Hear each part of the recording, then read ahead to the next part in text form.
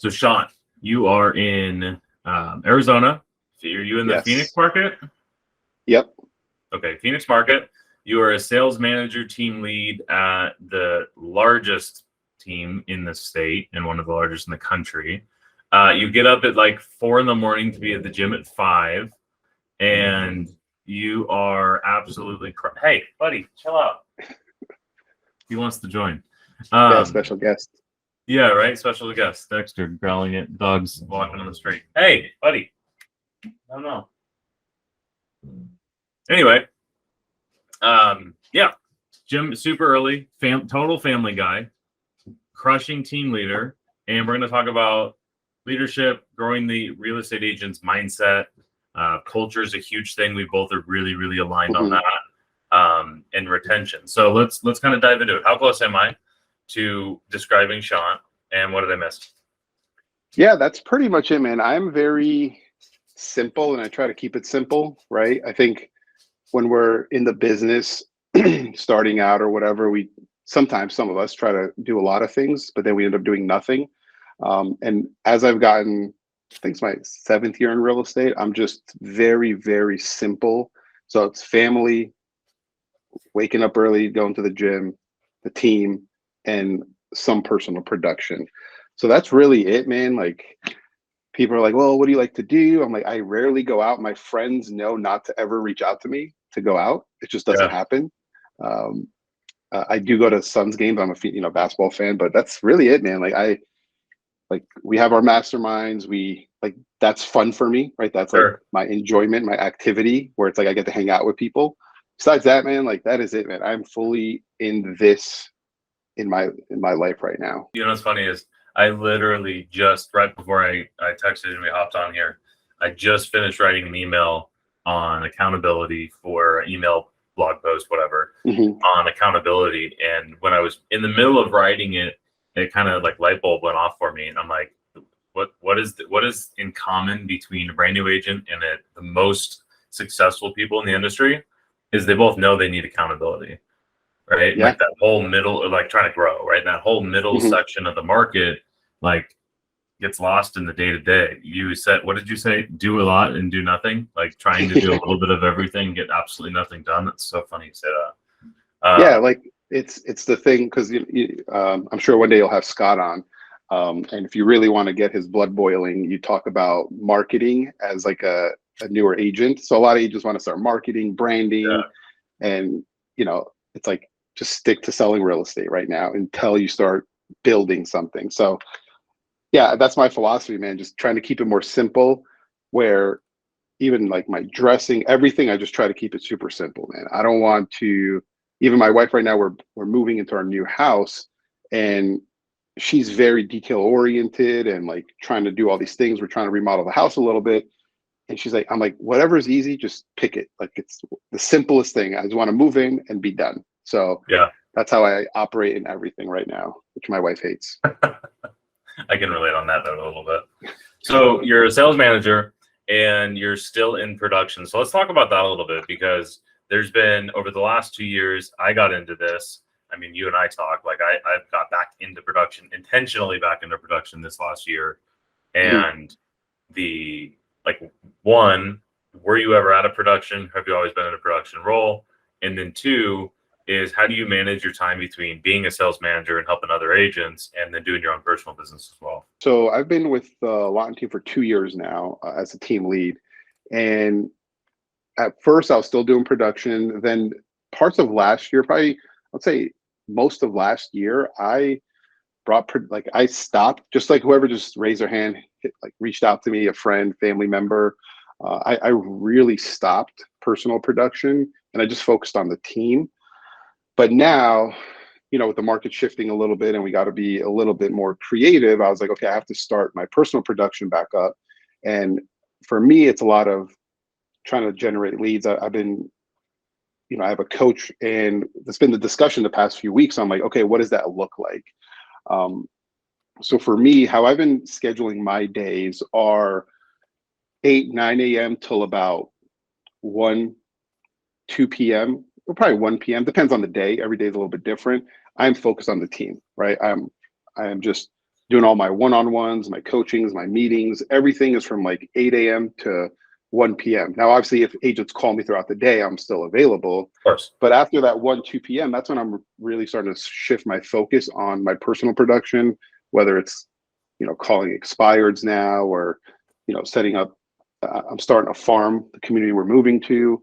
So that stuff I'm doing after the 2 p.m. mark. And then I'll go till like about 6 p.m., 5:30, 6 p.m. and then head home unless I have appointments and showings and stuff. And I try to keep all my showings appointments later on in the day.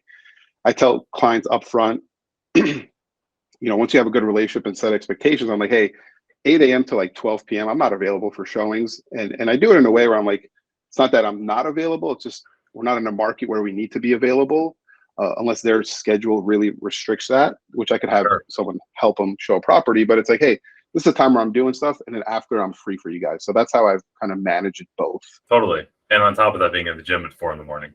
But you get up at 4 a.m., right? Yeah, crazy. I do. And that was the thing where so we had a new baby, right? We have 2 kids now. We had the new baby, and I didn't have my schedule set, right? And it was just more like whenever I had time during the day, I was like, okay, I'm going to go to the gym. And then once you're done with the gym, I'm like, nah, I'm not going to go back to working. I'm just going to call it a day. And I started and then I was like, okay, let me go into evenings. And that didn't work out. I'm not an evening gym person. So I was like, okay, how do I maximize my day where I'm not leaving midday? So I was like, okay, I have to go in the morning before the kids wake up, which unfortunately, it's not a fortunate, it's an unfortunately, it's 4 a.m. for me. Yeah, that's awesome. So, okay, so a little bit about your schedule and balancing the time for reference to like, what is the average, like what does a good year of production look like for you on top of a normal full-time job? I'm really trying to hit just like 12 to like, that's really like a sweet number for me. Just 12 deals where I'm not super stressed and I'm not super like being out running around too much and not focusing on the team, where I still have enough time for the team. Moving forward, it might be a little bit more because I'm having my wife now start helping me slowly with the personal production. Nice, that's a good idea. Yeah, so she's been licensed. She hasn't done much since 2020, and so she's been a lot on my past client and farming stuff. Okay. But eventually, we're going to try to add more stuff to her as the baby gets a little bit bigger. So probably in the next month or two, that's going to be a bigger kind of role, kind of like a production partner. Sure, yeah. So that's going to be that in the next couple of months to try to increase that 12 to like, if we get to like 15 to 18 is a good number for both of us with the team stuff. And what's your average price point there? Like for you? For me, it's been around like 550. That ain't bad. Yeah, not like Southern California, but we do all right here. Yeah, right. What is your guys' average price point out there? So our team's average price point's like $950 or so. Wow. I would say my average price point's probably closer to 1.1, 1.2. Okay. If I I have my production partner, 2 of them actually as well. And if we were really just to take my business moving forward, it probably would be more like 1.25, maybe a little bit higher than that. But you could still buy. I mean, everybody knows Orange County is so expensive, but like we're in contract for $400,000, 1-bedroom condo. So that's affordable, but you're not getting that. You're not getting a house and a garage and all that fun stuff with that. No. So let's pivot to, for your personal production, you said expireds, and then really just working your sphere of influence, right? Social media. Yeah. I want to talk on lead gen for your own personal, but let's save that for kind of the end, because I think it's a bigger conversation when we get to building and growing a team. Obviously, we're in our mastermind talking about scaling businesses at Scale Mastermind. So let's focus to the team, right? So you're a sales manager, I run a team, and the biggest things are just creating that culture of this is how we do business, this is how we work, and we actually work. That's the biggest thing, is you're not just people that are, have the same logo. It's a culture of how you do work. So what are the things that have been really successful for you in increasing your agents' productivity, making them more successful, making them more money? And then what are some things that are like, God, that was stupid? It's a good question, the stupid part. So let's start to like the beginning, right? Where I was kind of figuring this all out from the beginning. When I started, I had they set me up with the office of 12 people, 12 agents, right? Some good producers on there too. I think three of them were doing 30 plus deals a year. So really good. You know, I was coming into a really good spot. So I come on with 12. Within, I would say 60 days, I was left with 4 agents. And 2 of them were my sister-in-laws who I brought over with me. Yeah, it was, you know, like when I came on, a bunch of people just quit, right? I don't know if it was me or it was just whatever. And then as I got on and started coming implementing my way of doing things, people just left, right? And the top producers all left except for one.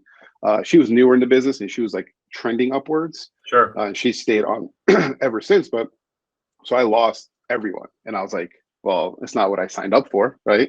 With a bunch of producers.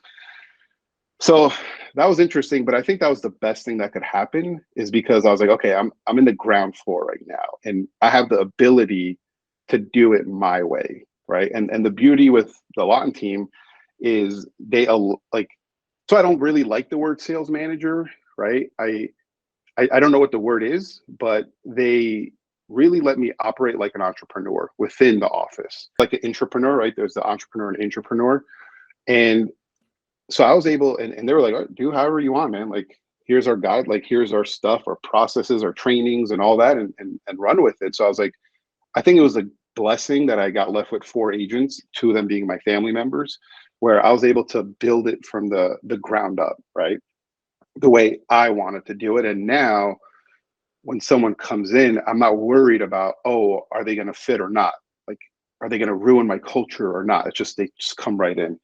But to your point about, the question was, how have I helped agents grow, right? I think one is them coming into the atmosphere where now, like, I don't know how your office is, but now my office on a daily, we have about, and it ranges, but we have minimum 3 to 7 to 10 people a day in the office, right? That's so great. there's more energy, right? I think that's really helped some agents, because I mean, you and I both know that agents that are out doing at home, they're not really doing much, in my opinion, right? There are some Sure. rock stars who could get around it. I personally can't. So that's why I have to come to the office. So I think the culture of productive people and producers coming to the office has really helped. The other part is, I mean, you know, we have the Flex platform and we have an abundant amount of leads, so that obviously that does help. Of But I course. think my approach, because I have been on Flex and I've been through the shittiness. Can we curse on this, or? Yeah, of course. Okay, so Come the on. shittiness. Yeah, I should have figured. uh, the shittiness and the ups and downs, right? And being in that role. So I was like, okay, I have a better understanding of how that process works. So I was able to really speak to them instead of like hypothetically, like, oh no, just close them, man. Like, you know, it's 10% conversion rate. Like, you got this. And I'm like, no, I get it. Like, right now you're in this little flow. Here's how you get out of that mindset, and stuff like that. So I think just bringing myself down to their level, not that I'm above them, but just, Yeah. I guess, Down in the trenches with them. yeah, that's been really helpful for them to really be able to get through to a lot of the agents, where now they're connecting more and being upfront and honest, where agents are telling me like, hey, I'm going through a divorce. Hey, I'm going through this. Hey, I'm going through that. So instead of like, hey, why aren't you converting? It's like, hey, this is the reason. Okay, let's talk about that. Yeah. So what have I sucked at? Let's see. I mean, that's a pretty big list. Well, let's summarize, right? So Okay. it sounds like you built a culture where people go into the office, your agents are working, and I mean, I know your team, I know your culture, that you guys are super collaborative, right? Mm-hmm. And you're really helping each other out. And you said something that's important, because it's not just, here's a 10% conversion rate lead, you go do it. Mm-hmm. Right? You guys have systems and training and all of that stuff, but I think the big difference is when, and I feel this in my business, when I stopped saying, when I went from not in production to production, I thought everybody's going to be pissed. Like, oh, you just want to sell houses and make more money. Well, no shit. But now it's different when it's like, hey, I'm going to hop on the phone and call into the pond for an hour and a half. Yeah. And it's just different when I'm able to say, hey guys, I'm calling the same leads you are. Just pulled out $1.5 million listing appointment, a 1.8 listing appointment. It's been in there. 3-year-old Facebook lead.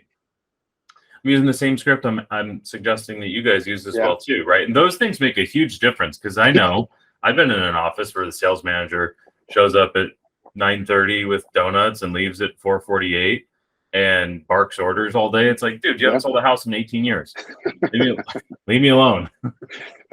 Yeah, you don't know what they feel like. We don't know what they're going through. Totally, and that's it, right? I don't know what you're going through, and you can go super tactical on these things too.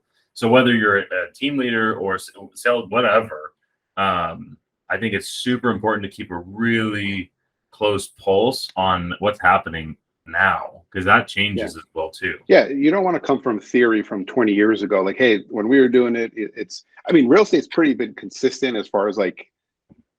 At the end of the day, don't break what's. I mean, don't try to fix what's broken. Right. But, just in real time, people don't care about what you did 20 years ago, right? They care about what's going on right now because especially the last 2 years during COVID, that's a way different market, right? Yeah. And if you haven't sold in that kind of market, which we've never had, it's like, okay, you're telling me I should close these people, but it's like, dude, we wrote 15 offers. We're not getting anything accepted. Right. So what do you want me to do? Biggest screw ups. What is something you implemented in your business when you were doing it? You're like, hey, this sounds great. I'm so glad we're doing this. And then you look back and you're like, what was I thinking? So there's a recent one, and we could go from the beginning, but so we in our scale mastermind group, we've been talking about the 6-week accountability group, right? Perfect. Yeah. Right. And I am sometimes, again, not like I'm like, oh, okay. It's you started doing it. You're like, hey, I see huge success, and then just it made a lot of sense. But sometimes, right, we don't take our own advice of like, hey, stick to the program, stick to what works. I was like, oh, I'm going to do it my way, right? And I started my way, and it didn't work, right? So, because I thought I'd just implement it, and people would just hop in and do it, and be like, yes, this is amazing, Shant, because you said it's the best, so let's do it, right? Yeah. I started it without even the prep and all that stuff. So the 6-week accountability group, if you look at the platform, there's like steps to starting it and getting people's commitment and all that stuff. And I just started it without having people commit. I was like, oh, they'll commit. I don't need to ask, right? And that just failed within 2 weeks, not even, I think, a week. So now I restarted it. Today was the first of the 6 week, and I started the right way where I got people committed. They looked at the form, what they were getting into, and the process just seemed a lot better. Totally. That's awesome. It's so funny too, because we hear this all the time, and I won't say names, but there are coaches out there that are just like, don't make it your own, just do it. It works. We've been doing it forever. Just copy and paste this into your business. And for me, it's so hard not to be like, come on, I can do a little bit better. I can do something a little bit better. But it's funny. It's like you run the plays that work, right? Like once you find something that really works, just go with it.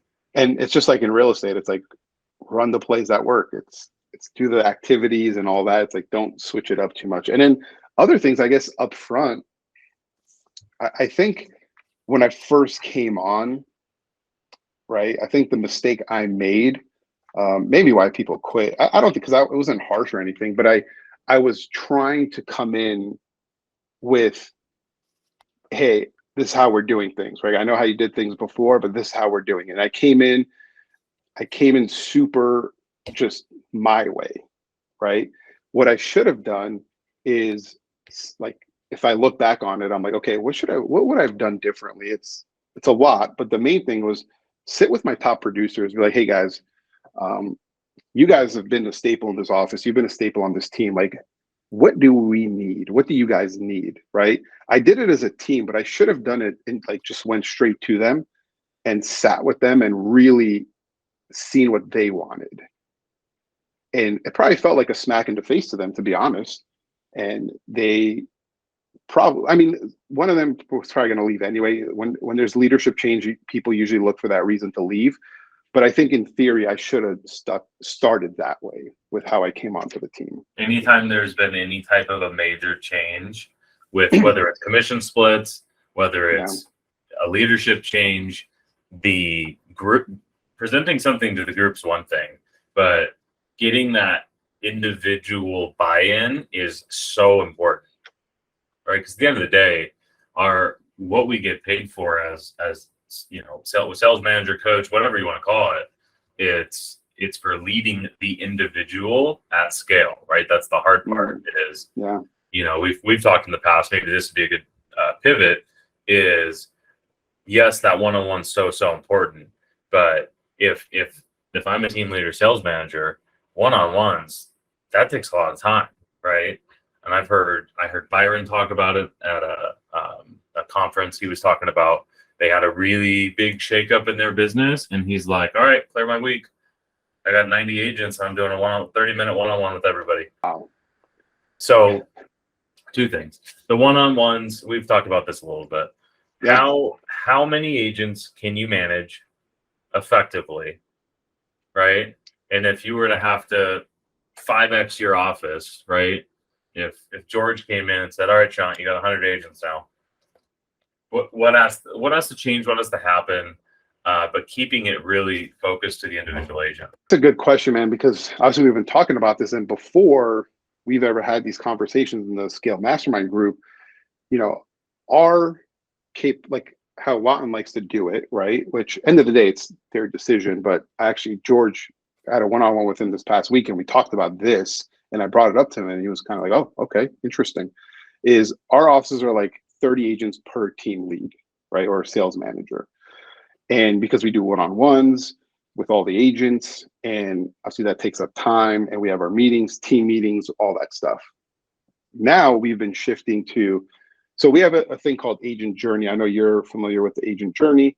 For people who don't, agent journey is, to just kind of bring it down to the nuts and bolts, is giving an agent a journey, right? And there's levels to the journey, right? So a level 1 agent is a newer agent. It's all based on production. And as the agent graduates from their production, they go to the next level and next level. And we have 4 levels on our team. So what we've kind of switched is level 1s and 2s are now going into group coaching. Okay. So I've been doing weekly group coaching. And I'm testing this right now. I haven't seen good buy-in, so I may switch it to bi-weekly group coaching. And then I do my level 3s and 4s, which are my higher producing agents, bi-weekly one-on-ones. Now, George asked me, he's like, "How many agents do you think you could handle? And what does that look like?" So we know, I think it's 60% of our agents are level 1s and 2s, and then 40% are 3s and 4s, just as a whole, as a team. Yeah. So doing the math kind of like rough on paper, I was like, okay, I think I could handle 60-ish agents, right? Because if we do, that would probably leave me with like 20 agents doing one-on-ones with, give or take, right? Sure.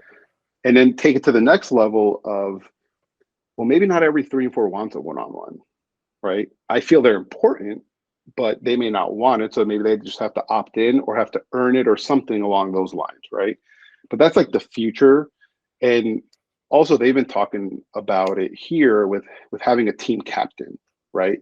Who will facilitate a lot of the level 1 agents when they're coming on. They have someone to talk to, a little bit more of like a mentor. Yeah. So I don't spend as much time with the ones, but I'm still there available for the group coaching.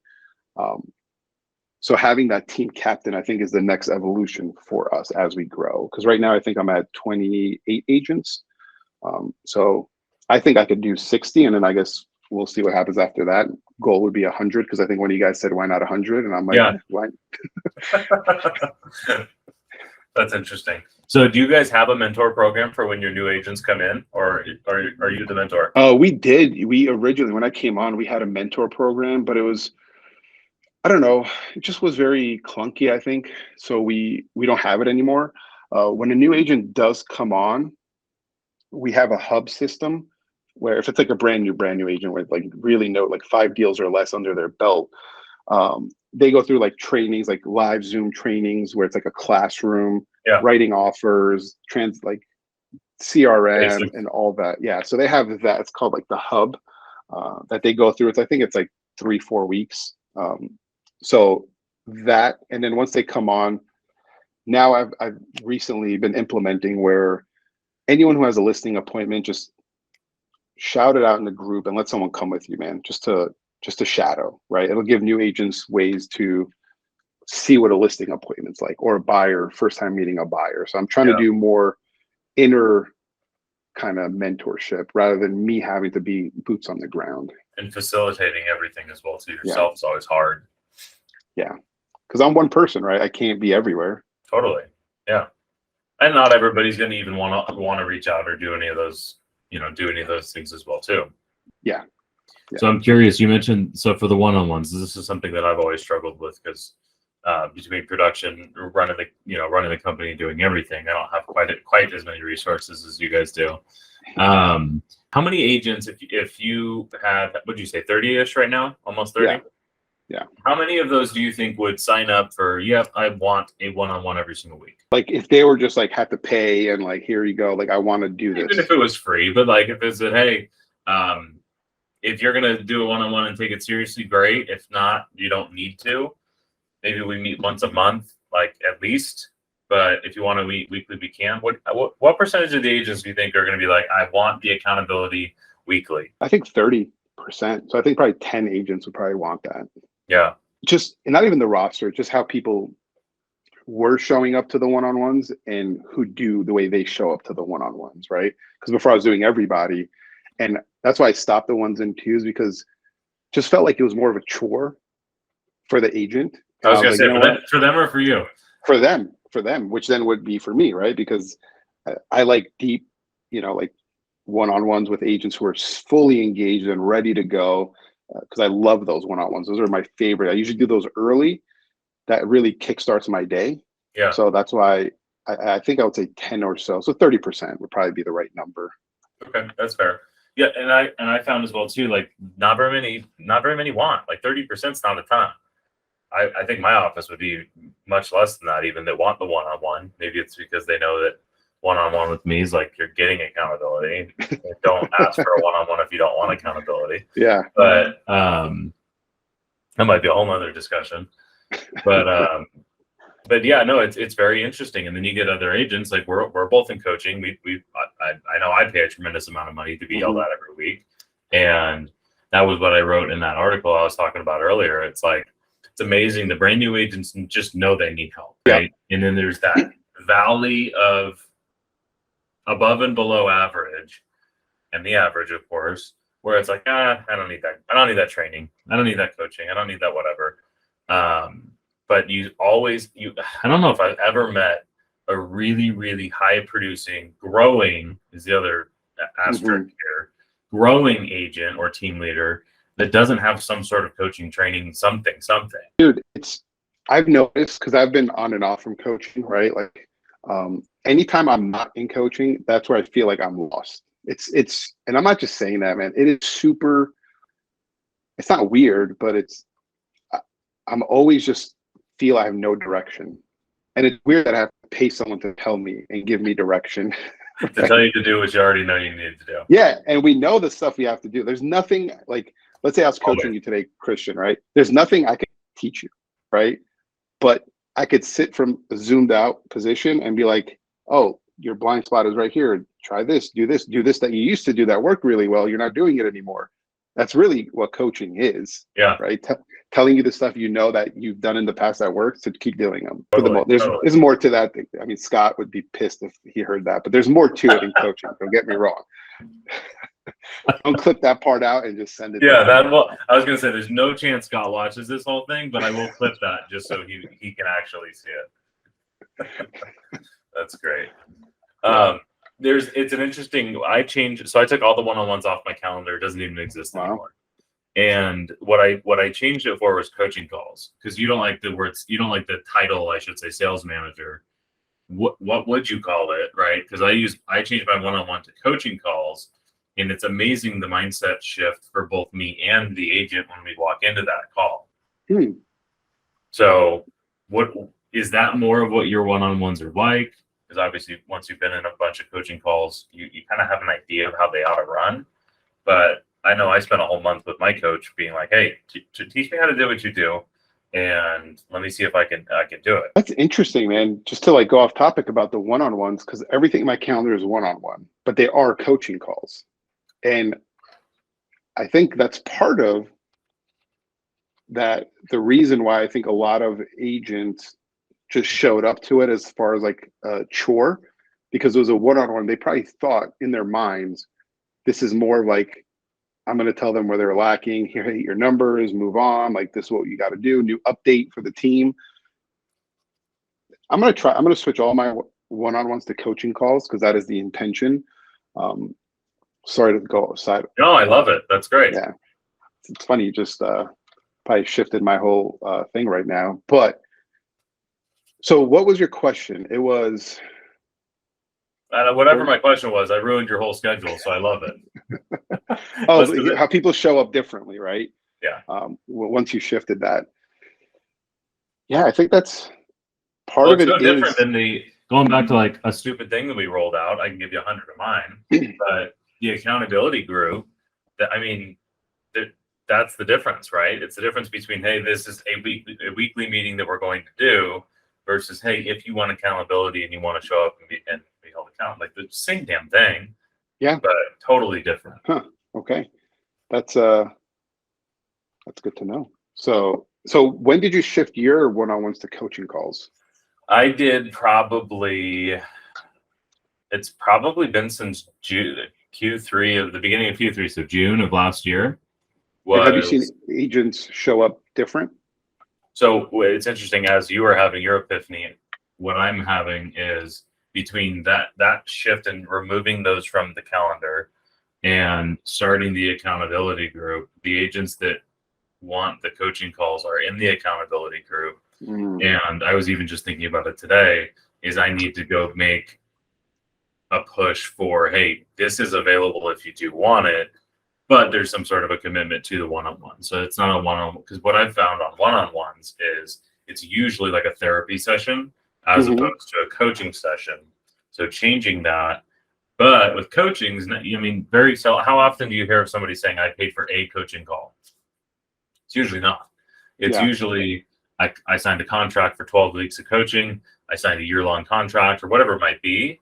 So attaching some sort of commitment to, hey, let's do this for the next 6 weeks, 12 weeks or whatever, and see how it goes. And if you want to continue, we can, right? And there's that mutual buy-in of like, we're both investing our time into this because it's super important. That's something stupid that I've done, is I don't have nearly enough of that on my calendar. Now, the one agent that's been nonstop in it for the last 9 months, it's been unbelievable to see the growth on that one agent. Wow. That's crazy how one little shift of just delivery verbiage changes the person's perception of how they show up to it and what they want to get out of it, right? Because when we say, oh, show up to this meeting, but it's an accountability, they're in their minds, they're not showing up for accountability. They're not showing up for coaching. So I think it's how we deliver the message on how we want them to show up. 100%.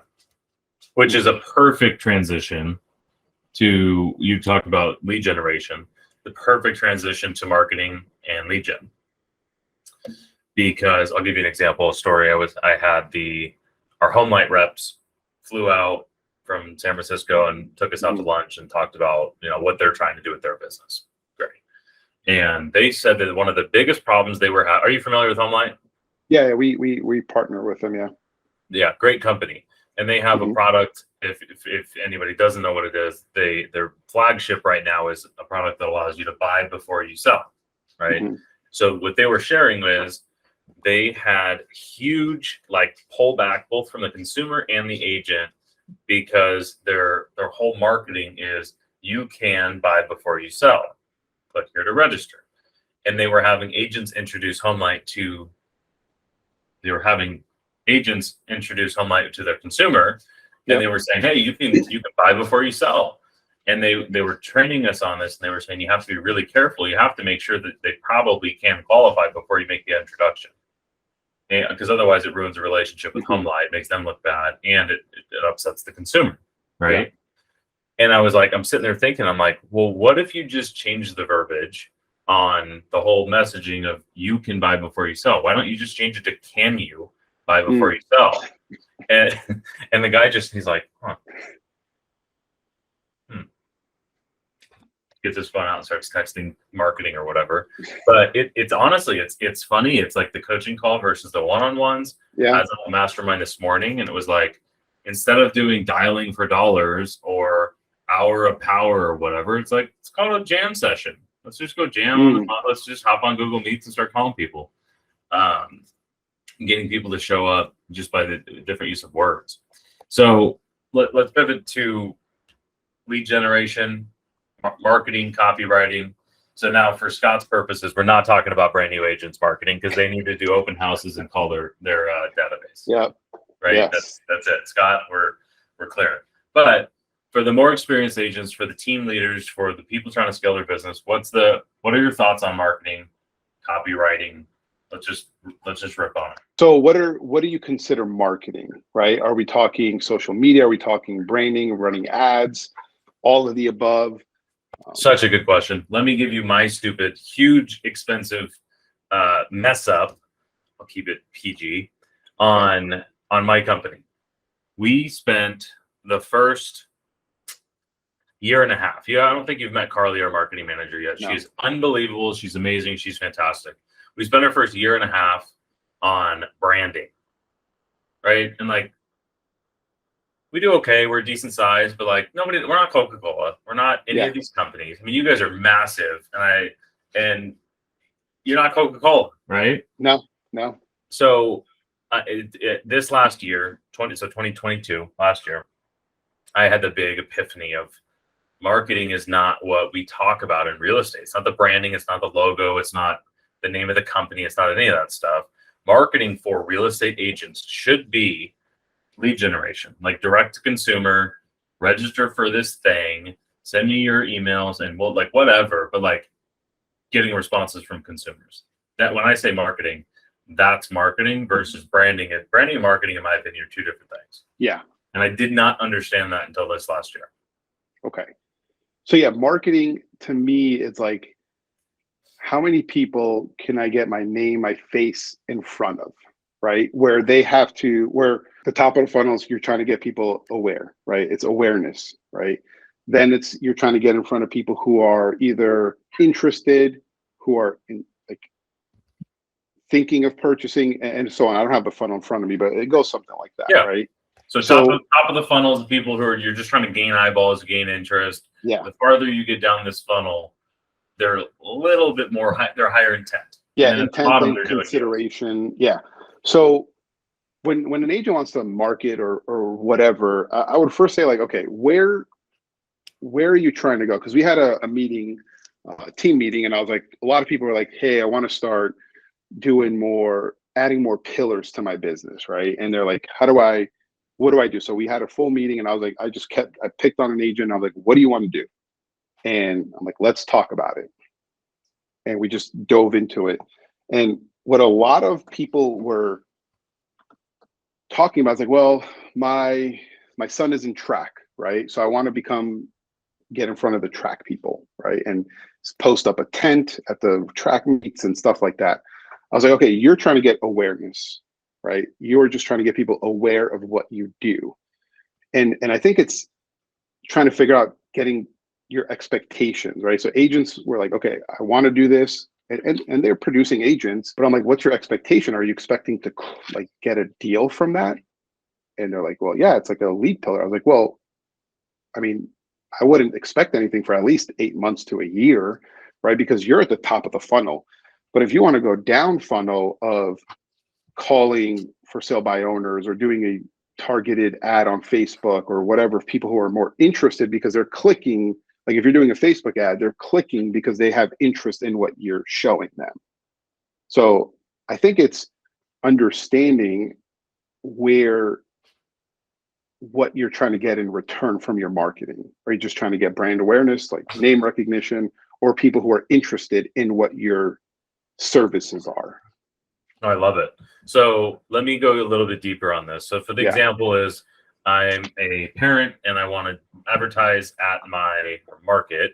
I want to advertise at my son or daughter's track meet. I'm going to get a pop-up tent. That is branding, like you said. Yeah. Right. shantrealestate.com, whatever. Like, Shant's Christians, whatever. Like that's every real estate agent. And a lot of people stop there. And here's where I'll go into marketing and advertising on it, because you can go set up that tent and it can say whatever. Usually, most of these banners that I'll see at the school, I just visited my parents. My elementary school's right down the street. Pass by it. There's a Remax. I got the pen right here. There's a Remax guy. He's got 3 banners that just says, Remax Blimp, Joe, whatever his name is, and phone number, call me. Okay, that's advertising and marketing, because there's not really, I guess there's a call to action. There's a call me, but they could be doing, let's say, for example, they do a drawing and maybe the winner gets a $500 gift card to Amazon or whatever. And the offer is, hey, here's a drawing we're doing. Winner gets this thing. Everybody gets entered in the thing. Just give me your name and your email. Give me your address, and I'll get your home value. You can get on, put them on HomeBot. You can put them on whatever. Now you're talking that you're going to be capturing leads from this thing, right? So I think the biggest disconnect is agents forget that you're supposed to capture lead information. And they'll go to the event, they'll give out the little tchotchke, hand sanitizer or whatever. And they're having conversations, which is fantastic, right? If they're doing that, I hope. But that's one huge part of it. But I think a lot of the times, a lot of agents will forget that lead capture is super important. Like, you do have your top of funnel stuff that's there, but can you go a little bit deeper and do that one thing a little bit better? Yeah, you want people to raise their hand, right? And say they have some interest. So perfect example is, so me and my wife are farming the new neighborhood we're moving into, right? And it's a brand new build community. So it's 30 homes already in there out of, I think it's gonna be 450 homes. And we started a Facebook group, right? So we have that going. Another agent is doing it as well. So, and my wife's like, oh, I want to throw some events. She wants to do more for community, right? I see it as an opportunity. And she's like, I want to do meetups with the parents and have a quarterly, movie theater in the park, get kids out and stuff like that. I was like, awesome. And she's like, yeah, that'll be good. But, she knows about farming and how that gets business, how, everyone says, oh, farming is great. So I was talking, I was like, so Betty, I'm like, how are we going to get people to know that we sell real estate? And how are we going to get them to give us their information? And she's like, well, they're going to see us. And I'm like, that's great. But we have to have them sign up to things to get their information to be able to market to them that we sell real estate. So, and I think, like you said, that's the part where agents miss of you want to then remarket to those people as a real estate agent. Again, not in a spammy way, not in a salesy way, not trying to close people, but eventually people are going to transact and you want them to remember you when that time comes. That's all it is. But that can't happen by you just putting a tent or having events and people liking you, right? I've had family members like me. They still didn't use me to sell their real estate because they forgot. Yeah. And that's on you. Yeah. So I think that's the key, right? What's the next level of marketing and being able to gain information from people, right? And not in a super spammy way where it's hey, I'm going to put you on a drip campaign of a weekly text. No, find something that's fitting for those people and for those individuals and put some real estate to that where you could reach out to them and have some communication. HomeBot's great, obviously, but yeah, I think that's where a lot of agents miss that next level, like you said. To pull that in, what a lot of the times they're missing, and I use the raffle as an example, or HomeBot, whatever it is, but a lot of the times they're missing the offer. What does the consumer actually get in exchange for their information? And it has to be real estate related. Yeah, I mean, it should if we're talking business. I know there's a ton of agents that'll go oh, DM me for my recipe on this week's cooking thing, whatever. Yeah. Right. If that's your business, great, that's fine. But from a business perspective, like what is it that you're actually offering to the clients, right? Is it that you have something that they will actually receive a value? Maybe it's the steps of how to sell your home off market. Maybe it's the whatever. Maybe it's, get a market analysis on your home, but it's coming up with a really legitimate offer that a consumer would look at and be like, Shant's offering this. Shant's in my neighborhood, and he's offering this thing that's way more interesting than call me. And yeah, sure, I'll happily exchange my email address for that. Yeah, and so to your point, this is the strategy that I'm going with, right? So the last thing you want to do is do this cool thing for the community, for the sports team or whatever, put a tent up, do giveaways, drawings, get their information, and then just send them real estate stuff. That's a really shitty approach, right? Like that is just, what is it, like the okey doke? Like, I don't know, whatever it's called. You're trying to, it's a shitty way of going about it, right? Yeah. For me, like I'm going like, like the jab, right hook, right? I'm giving to the community. We're doing giveaways, we're doing events, we're going to do all this stuff. And then just sprinkle in like, hey, if you want real estate tips on, the new build side of things and how to maintain your home to last longer and all this stuff, here's where you could go sign up, right? So I'm not just getting people stuff by giving away a TV and then sending them real estate spam, right? Because that's what they're going to see it as, spam. But you build the trust by giving them and pouring into the community, the jab. And then you ask for hey, if you want real estate info, sign up here. And now you have a group of people who are interested rather than a group of people you're spamming. And I think the hard thing here is let's zoom out and talk to the team leaders, maybe broker owners, or somebody who's really running a business and not, well, I'll get to a solo agent here in a second, or just team agents, whatever, is if you're zooming out and you're running these marketing things, what is your ideal way to follow up with these people, right? Because even for the example of your new build, let's say they register for something. Are you building out a drip campaign? How are you following up that's not super spammy in a meaningful way to the consumer? I guess that's part A. Part B is also to be able to do it at scale, right? Because one route is you could just be like, okay, I'm getting all these people and then I'm going to go in there once a month, send them stuff of value and then customize it. But then you kind of you can't scale that, right? Right. Yeah, it has to be the dual portion of that. So it's like, okay, how do you do it? So so you're saying, what do you send them, right? I think it's yeah, I don't know, man. That's a good question. So what we've done is game plan it. Yeah, let's talk about it. Yeah, no, and it's simple. That's the hard part.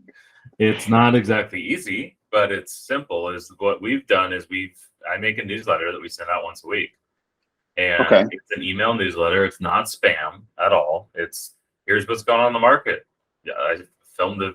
I read 9 articles yesterday about the Silicon Valley Bank collapse. I read 4 that were not real estate related, 5 that were real estate related, and made my own article that's kind of tying everything together. That's what my database is going to get on Friday. They're going to get a video and a blog of me talking about, hey, this is something relevant going on in our marketplace. If you have any interest in whatever the call to action in that email might be, it'll be all the way down at the bottom. And it's a text-based email. If you want to go click on the video to watch it because you prefer a video, great. And the interesting thing is when you sprinkle in, so like a newsletter's, that's about as top of funnel as you really get to capture at least, right? Is most people nowadays are okay exchanging their email address in exchange for receiving an email on some sort of a regular cadence. Most people are pretty used to that nowadays, and that's fine. And there's all kinds of stats behind that being okay. What happens is when you start putting in call to actions in these emails, not all the time, but some of the times, right? I'm going to talk about, here's the Silicon Valley Bank collapse. Here's how it relates to real estate. If you have any questions, let me know. Hey, by the way, if you're thinking about buying a home, click over here to read this article that I wrote about buying a home. And it's what it ends up doing is when you do this is at scale. If you're sending this to 6 people, it's probably not going to do anything. But when you do this at scale, a certain percentage of people are going to be like, hey, you know what? I actually am. I've been receiving this email for the last 6 months, and this call to action speaks to me. I'm going to click on it and move on, or I'm going to follow whatever that call to action is. But where most agents screw this part up is they try to perfect that newsletter. They try to perfect whatever it is, and they might not have the database size. Yeah. You listen to these guys, like let's say YouTuber, for example. I've heard it time and time and time again where a business a business YouTuber goes in there and says, hey, you know how I like doubled my subscribers? I asked people to subscribe to my channel and my videos. All of a sudden, people start subscribing, right? Yeah. And a lot of the times we can so overcomplicate business. And at the end of the day, ask for reviews, ask for subscribes, ask for people to register, but always giving value, right? Because they're doing this in a video. I'm staying on YouTubers, but they're doing this in a video where they're making it to provide value to some extent. So I think that's awesome. I think it's an awesome breakdown. But what do you tell the agent? Because an agent's going to listen to this and they're going to say, that's great. Like Christian, like that's an amazing strategy. How am I going to come up with something once a week that's like relevant, informative, and things that someone's going to want to read? How do you do that for once a week? My answer sucks. It's really hard. I time blocked 4 hours a week to do it. Wow. And most people won't do it. And that's why I'll sell more houses than most people. I mean, it doesn't have to be fair. I tell we were at a team meeting 2 weeks ago, and if my teammates are watching this, this was the conversation, right? It was, hey, I want to start my newsletter. How do we do it? I'm like, great. Go pick a day on your calendar where you can time block about 4 or 5 hours. To half of that's creating, like figuring out what you're going to talk about. The other half of that's writing the email, sending it out, filming the video, getting the video edited, doing all these things. And then you're going to do that every single week forever. And they're like, ooh, that sounds like a lot of work. I'm like, yeah. And now I'm speaking to the team leaders here, or you can just take the blog that I spent 6 hours making and you can send it to your clients. Right. Mm. And that's the different reality is like do you follow The Real Deal on Instagram? No. That's a good one to follow. Inman or any of these companies that post real estate news. And what happens is they post an article that's very interesting. And like 90% of the real estate agents that follow that, whatever news company, they repost that story, right? We've all seen that where just the news, everybody reposts it. And then what ends up happening is that's where every single real estate agent stops. And what we've done is we just go the extra step. My marketing manager sends me the thing. I'm like, yeah, I just saw this. I'm already writing the copy for it. And I just give my 2 cents on something that everybody else is, all they're doing is sharing a story post. Consumers have no freaking idea what Silicon Valley Bank is. And what in the world does that have anything to do with real estate? So anyway, to answer your question in a very roundabout way, most people aren't going to do it, and that's fine. Right? Like your average agents aren't going to do this. I'm going to pull this back. So from a team leader perspective, you just have to do it. Right? If George isn't getting on camera and doing a newsletter, Shant, you got to get on camera and do the newsletter, or maybe just write it without a video. Yeah. But the agent by themselves, hey, if you want to do that, it's your words, right? Like you really could probably do it in about an hour. Write a really good email and send it out once a week. Do you think that's so for a team leader? It's a must. You're saying. I have a pretty big database. Your database is ridiculous. Yeah. If I'm going to spend, how long would it take me I have 26,000 people in my database. How long would it take me to call them? Yeah. I mean, if that's your full time, it's going to take you, you could do it in a year, but effectively probably 2 years. Yeah. If an agent comes to you and says, I'm going to call once a year, I'm going to make a call to everybody in my database. Not going to happen. Right. Yeah. But I can send, I scheduled out an email that I spent an hour working into my pond, right? My dead leads. And I'm sending out an email. I spent an hour writing an email. I'm probably going to get a 20 or 30% open rate on 7,000. I'm going to touch 2,000 people, and maybe 200 of them click on the article, and maybe 5 respond. So it's these really high leverage activities, which is how you will be nurturing the leads that you're getting. So let's go keep on the same team lead, and it's interesting because I think we have a lot of time. We have 300,000 right leads, so that would take probably a lifetime to call, right? Yeah. So team lead, right, wants to take on the strategy, right? Okay, I'm a team lead. I have 10,000, 15,000 people in my database. I have 3-4 agents on my team. I'm going to start this. How does this benefit my team, or is it just more for the team lead owner? It depends on the business model, of course. But if you're that rainmaker agent and you're so busy you don't have time for prospecting, 1 hour a week on an email is a pretty darn good use of time if you have a good sized database, right? And if you're really busy, you probably have something good to say. And if you're not good at writing and you don't want to get good at writing, hey, maybe you hire somebody for 1 hour a week to write a good article for you once a week, right? There's a lot of different ways around this. But your question was, how do you do it, right? Yeah. And how does it benefit the team?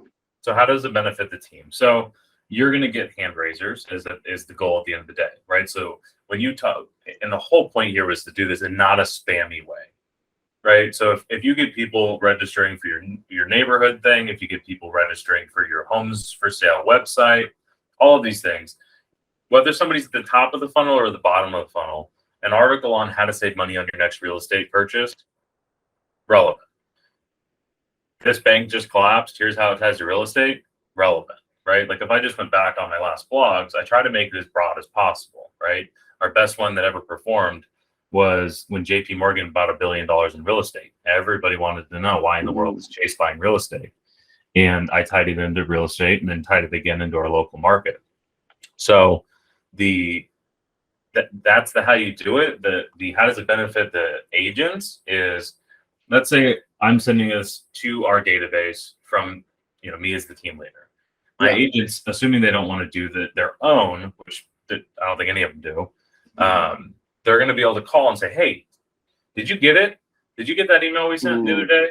It was really, a lot of our clients found it really interesting. I just wanted to make sure you got it. Oh, you didn't get it? Let's resend it.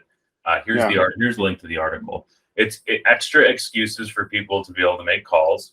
The other thing is, we're getting people clicking back to the website. They're going from the blog article to the home search website. They're looking at more properties. They're triggering priority. I mean, it just gets activity going.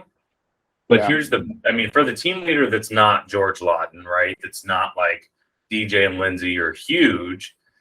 When I go into my pond and make calls, they know who I am. That's like the harsh reality of I've never talked to these people in my life. And I pick up the phone and say, hey, it's Christian Stubbs, SB Luxury Group. You've been, it's been a while since we last connected with one of my agents. They're like, oh, hey, yeah, I get your emails. Not every single one, but it makes a difference.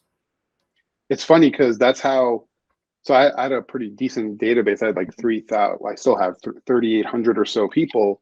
And again, it goes back to like stop doing the plays that worked. So I was going pretty good on YouTube, but then I would retarget those videos to my database on Facebook. And then when I would call people that I've never spoken to, they've been in my database for 3 years, they're like, oh, Shant, yeah, man, what's going on? I know you. But because they just kept seeing my videos on Facebook over and over and over, a strategy I should probably get back to right now, because that is super beneficial. And the other thing too is when you're doing, so for me, and we've been talking about this for a while and haven't executed, so we're certainly not perfect by any stretch of the imagination, but the newsletters that I do every single week, we can put that up in a Facebook and a YouTube ad, run that for 14 days, and I'm doing it every single week. So there's 2 or 3 new videos going on at all times, and that's just super easy, right? Just link it back to the article, which is on your website. If you don't have all that stuff, that's fine, but you should. So I just jumped into my database. We have a huge initiative for agents to do open houses this year, and they're kicking butt and they're doing open houses.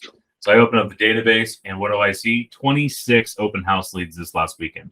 Wow. How many of them have been called Monday at 10 a.m.? So 26 leads put in from open houses. How many of them? So I'm going to be optimistic. Okay. I'm going to stay on the positives. I'm going to say at least 50%. 2. Wow. So here's the question. We just spent a good 30 minutes talking about how you generate leads at scale, how you follow up with leads at scale, and all of that stuff. And an agent, and it takes me, how long did I say it takes me to do that? 4 5 hours a week. How long is an open house? 4 hours, give or Okay. take. Yeah. So you're sitting at an open house, you put out signs, you're doing all that stuff, get the 3 leads from that open house. Yes, I did it. And then you never do anything with them again. Wednesday rolls around, you're like, oh shit, I gotta call Lori. She wanted some information on that house, right? So this is going back to like the individual agent, also the team lead. Like I obviously have some things that I need to work on. Yeah. Something as simple as like getting that lead is a big deal, right? If that's a Zillow lead, hey, that's in my market, that's $1,000. You get a lead that wants to see a house, $1,000. Wow. Right? Maybe in a normal price point market, you're $500 or $600. Mm-hmm. Right? So if you're doing an open house and you get 3 leads, you just cash in $1,500. I'll take those leads. Yeah. Right? So, we talk about marketing a lot. This is going back to Scott loving this. Like a brand new agent, experienced agent, whatever. If your follow-up's not dialed, right? If you're like these people are close to the bottom of the funnel, if you're showing up to an open house and giving information, like what do we do now? What do I do to help me? Sales manage me.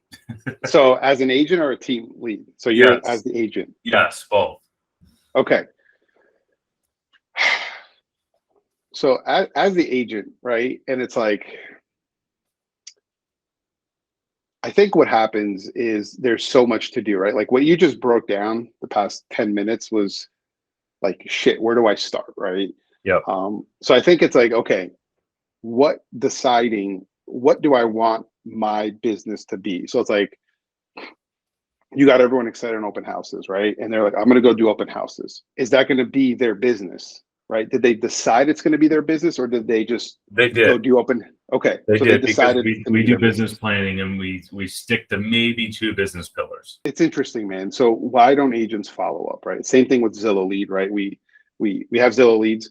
We have, if you pull up, and we have Boomtown, and if you pull it up, we have agents who have not logged into the database in the last 30 days.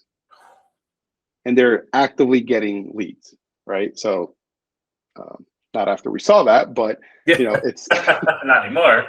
Yeah, but it's interesting, right? Why wouldn't, like, you just met with someone, talk to someone who is interested in the thing that you're selling, right? Which is your service.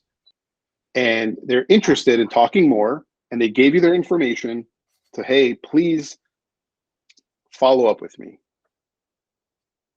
It's a mindset thing, man. It just goes back to the mindset. It's either, as a team lead, right? It's either we've made it too easy for the agent. Okay. So I'll speak to it on our team. I think Zillow Flex has been the gift and the curse, right? Because the gift is we get to meet people who are interested in purchasing a home. You get to meet them at a property, right? Like, that's freaking awesome. That's the best lead you can get. Yeah. The curse is there's been no sweat equity, right? Which is weird because the open house was sweat equity.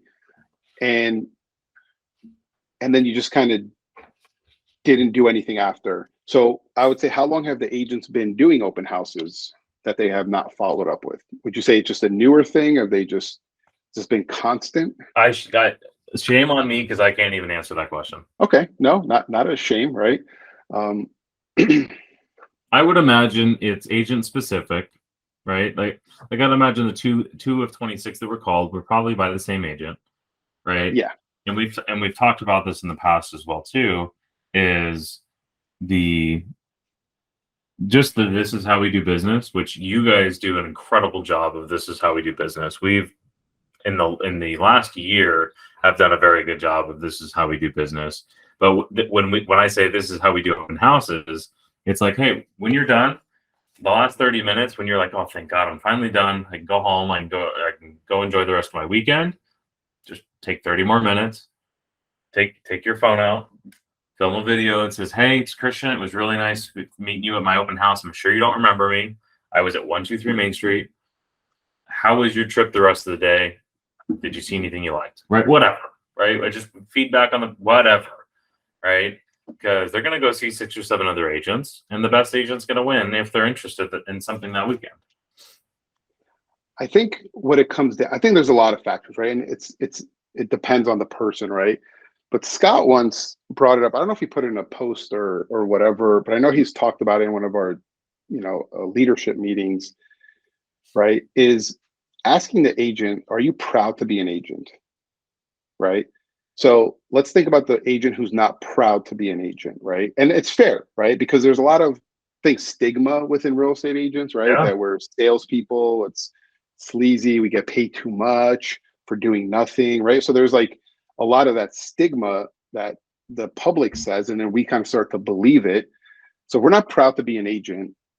And I get a person who came to my open house that has some interest and had a good conversation with, and they gave me their info. If I'm not proud to be an agent, I feel like I'm bothering them if I call them. Yes. Right? So if I'm bothering them, I don't want to make this follow-up call. Christian, you're proud to be a real estate agent, a team leader, business owner, right? So for you, it's like, well, yeah, I would love to call those people who are interested because you're proud of what you do. So how do you get an agent, right? And this is a question, to be proud of what they do? I'm trying to solve that problem myself, but. Well, here, that's an interesting, I've heard Scott say that, but you taking it to that next little level is if you think you're bothering them. So I'm going to tie this into 2 different things. Mm-hmm. One is Jason Pantana actually said this, and maybe I shouldn't have said his name, but anyway, Jason Pantana said this about speaking on stage, and I said that because I don't remember if you said it one-on-one or if he said that on Mm-hmm. stage. But anyway, I'm just saying it anyway. He was behind stage and he was super nervous speaking. Right, he's like gets a lot of anxiety before he goes out on stage and speaking, and he was standing there next to the keynote speaker who speaks all the time, super comfortable. That's what they do for a living. And he was like, how are you so calm when you're speaking in front of 20,000 people at Summit or whatever? And he said, the problem, I used to have a lot of anxiety around speaking and all this stuff. And the day that it changed for me was when I realized that if I'm worried about me going out there and bombing on the performance, I'm worried about me, and I'm not worried about the other people in the audience and how I should be helping them. And when you make that change, it's like, oh, wow, well, even if I stumble and say some stupid stuff, like if they get value and it was helpful, that's all good. It's not about me, right? Same thing making the phone calls. If I'm sitting there thinking, God, I need this paycheck, right? Or I want this $20,000 paycheck for selling this house, you're probably going to feel like you're bothering them, right? But if you're coming from the sense of this person's going to buy a house and they're going to run into an agent, they're going to work with an agent, period, right? Like this is going to happen. Even if they go 99%, even if they go in unrepresented, they're going to get clubbed. That's even worse, right? Yeah. So they're going to use an agent, and if they don't use me, they're probably going to get screwed because a lot of agents aren't very good. Not screwed, but like if they didn't, not the best representation. If I don't follow up, they're going to get somebody who's not as good at their job as I am. And that was something in the very beginning where I was confident in that. Now, is I proud of being an agent? I don't know. That's a good question. But I was confident that I would do a better job for that person than most other people out there, 99% of the other agents. And that was where it was like, hey, yeah, I'm following up because I'm doing you a favor. Right? Because if you go over to Redfin and get an $8 an hour employee, great. Wish you the best of luck. Or if they just feel like going to listing agents the best thing for them, that's scary.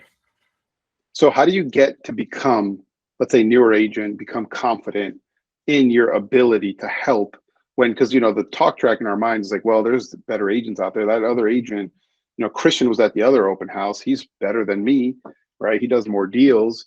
So how do you do that? And then secondly, isn't that the same thing for a team lead who's trying to recruit? It's like an agent's going to go on a team regardless, or a brokerage or whatever. It's my responsibility to talk to them because you should feel you have the best systems and processes to help an agent grow, right? So it's pretty similar.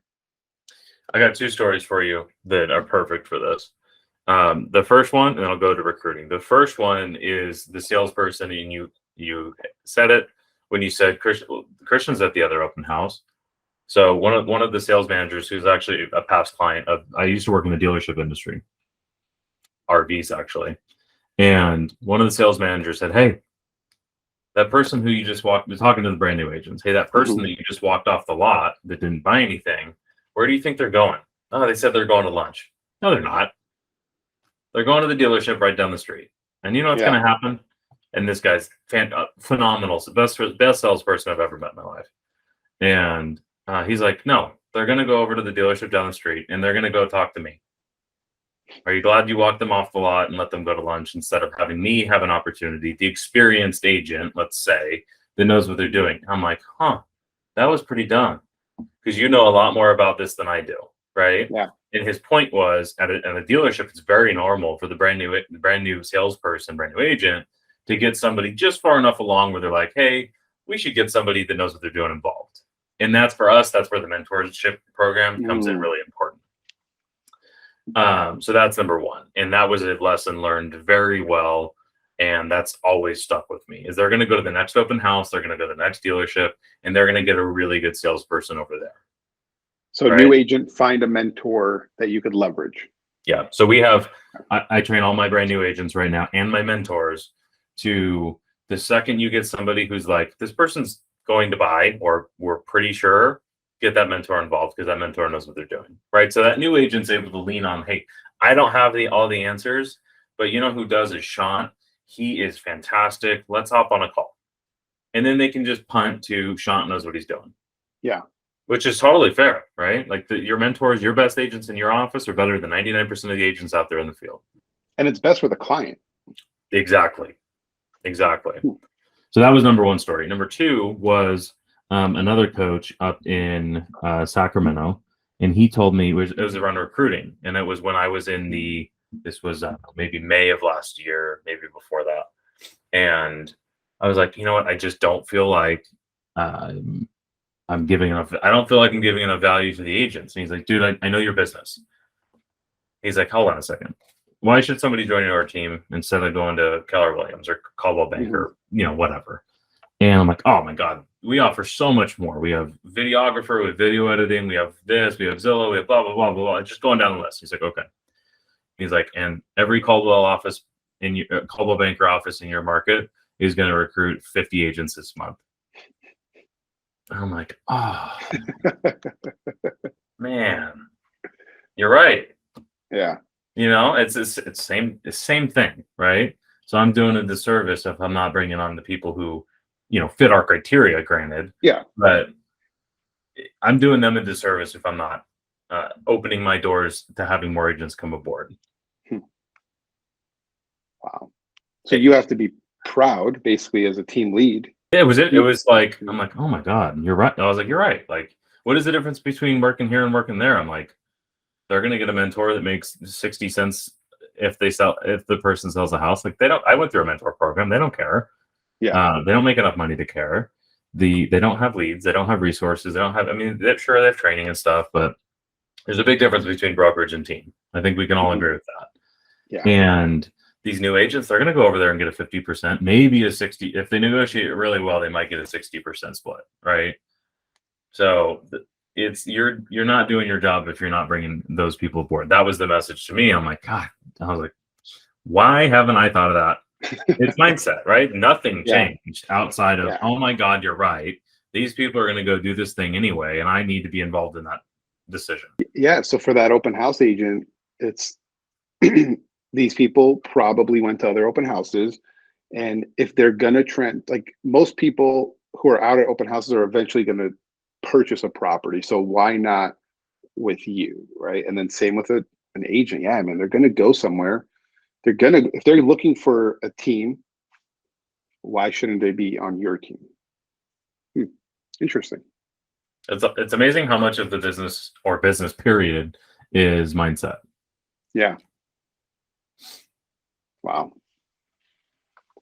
Yeah, I think we solved that problem. Wasn't Scott's posty yesterday about solving problems? We just solved the problem. So yeah, right. I just rewatched that video this morning too. All right. Well, anything else we didn't touch on that you wanted to cover? Any closing thoughts? This went not in the direction I was expecting, but I love it. Yeah, no, I don't know, man. I think um, just my thing for like agents, even team leaders or owners or whatever, because this is like where I've kind of been focused my energy at, man, because I feel like there's so many distractions right now in just everything, everyday life, family, just life, world, everything, right? And when there's so much distraction, we get to a point of like, okay, we just don't do anything, right? Yeah. And we become just I guess paralyzed in action, right? So we had a I was seeing we had a coach. I was at some event. I saw a coach speaking, and she was talking a lot about motivation, how to get motivation, and how to move towards pain. And she had like an exercise of like name me like she gave everyone like 16 note cards. I was like, okay, put 16 people. I'll just go through it really fast. It's not like this, but it's similar like this. Put 16 people on the note cards that you love, and we wrote them down. 16 note cards, 16 people. She's like, you go to the doctor and they say you're about to die and you have like 3 months to live. Take out 4 people from that list that you're not going to talk to anymore. Then it went down to 1 person. And I was like, this is kind of freaking morbid and negative, Yeah. right? And I just and I feel like in real estate, a lot of people like throw fear for motivation, and I'm just like, I was like, yeah, I don't want to talk about dying and be motivated right now. That's just not how I want to roll. So what I've been kind of talking to my team about, and where it's been shifting for some agents where they've really bought in and exploded. Like, have an agent on my team here. He was doing like 3 to 5 deals a year. He did 20 last year. He's on pace for like 36 this year, right? And it's just 4 things that I really try to focus on. It's making a decision, right? So whether you're team lead, owner, agent, just make a decision. What is the decision you're going to make, and just make it, right? Because no decision is still a decision, right? It's a decision of not doing shit, right? Second to the decision, once you made the decision, commit to that, right? Whether it's getting in an accountability group, a partner, where you have to commit to like, hey, this is what I'm going to do now. Third, which I think lacks a lot in the real estate industry, is execution, which is why I love our group. I think there's just you guys just execute like we come up with something, you're like, all right, it's done. I'm like, okay, that was fast. So it's deciding, committing, and executing on what your decision was. And then lastly, I think it's get excited about that decision. I think we forget to like, hey, this is supposed to be fucking fun, man. Like we're chasing this thing where like everyone's like, oh, transactions, like just get excited. And I think if you just move down that process for anyone, whether you're a brand new agent, team lead, owner, whatever it is, just move towards that direction, man. Yeah. I know you didn't even ask that, but it's just been on my mind for so long, that whole concept of motivation. I love it. I love that. And you said something in there that reminded me of your buddy Justin, and it was like you're once you say you want to do something, commit to like the activities that need to happen in order to be there. It's like be the type of person who does the things. Like, what did he say? Be, do, have. Yeah, be, do, have, do, be. Yeah, be. Yeah. I love that. Right, Yeah. be the person that's the like wherever your vision is, be that person. Like, what's stopping you from being that person today, as opposed to waiting for if it happens in the future. Yeah, and then it's like, oh, then I'll become that nice person who gives and does all this stuff. It's like, or oh, then I'll be a better service to my clients. No, just be a person who does better service to your clients. Yeah, and then you'll still have more clients at the end. So yeah, that's kind of that be, do, have stuff is great. He could talk for hours on that. Yeah, oh yeah, that was an amazing. I felt like I needed to go sit in a room by myself for a few days after that. Well, cool, man. I appreciate the time. I love the direction that it went. Every time we talk, it's really good, especially one-on-one as well too, which we don't do too often. Yeah, I think we need more of this. So that was great. I didn't think it was an hour and a half, so it felt like 10 minutes. That right? Yeah. Perfect, man. All right, dude. Well, I'll see you later. I'll send you the recording after we have it. Yeah. Cool. Thanks, man. Later. Bye.